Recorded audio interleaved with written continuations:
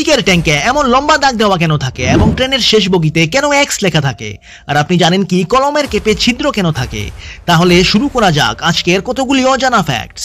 সবার প্রথমে আমরা প্রতিদিনই চোখের সামনে এমন অনেক কিছু দেখি যার কারণ আমরা বুঝতে পারি না, যেগুলো আমরা ইগনোর করি।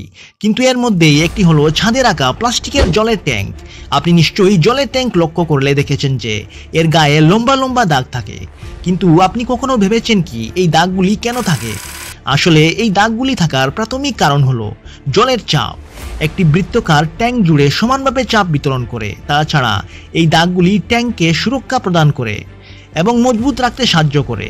বিশেষ করে গ্রীষ্মকালে প্রখর রোদের সময় ট্যাঙ্কটির বেড়ে যাওয়ার আশঙ্কা থাকে।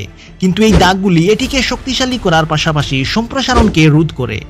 আসলে যেখানেই এই দাগগুলি তৈরি হয়েছে সেই জায়গাগুলি ট্যাঙ্কের অন্যান্য জায়গার তুলনায় অনেক বেশি মজবুত হয়।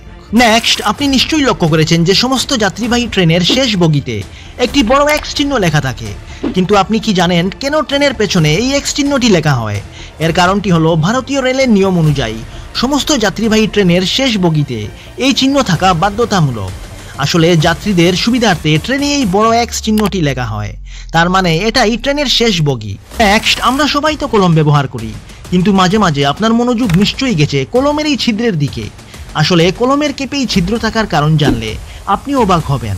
এর কারণটি হলো কলমে থাকা এই গর্তটি কলম খোলার এবং বন্ধ করার সময় সমানভাবে বায়ুচাপ বজায় রাখে। কিন্তু এই বিষয়টি সেই সব কলমের ক্ষেত্রে প্রযোজ্য যাদের ঢাকনা চেপে বন্ধ হয়ে যায়। আবার যে কলমগুলো মুচুর দিয়ে বন্ধ হয়ে যায় তাদের ক্ষেত্রে এই জিনিসটি প্রযোজ্য নয়। প্রায় লোকেরা এটিও মনে করেন যে কলমের কেপে ছিদ্র থাকার জন্য নিভের কালি যাতে শুকিয়ে না যায়। কিন্তু এই বাস্তবতা একদম ভুল। আসলে কলমের ক্যাপ বড়দের পাশাপাশি শিশুরাও অনেক সময় কলম চিবিয়ে খায়। এমনকি শিশুরার ভুলবশত কলমের ক্যাপ গিলে ফেলারও আশঙ্কা রয়েছে। তাই কোনো শিশু ভুলবশত এটি গিলে ফেললে যাতে এটি চিকিৎসা না করা পর্যন্ত শ্বাসকষ্টের কারণ না হয়, তার জন্য এই কলমের ক্যাপে এই ছিদ্র দেওয়া থাকে। তাহলে আশা করি বন্ধুরা আজকের এই ভিডিও থেকে অনেক নতুন কিছু শিখতে পারলেন। ভিডিওটি এখানেই শেষ করছি। ধন্যবাদ।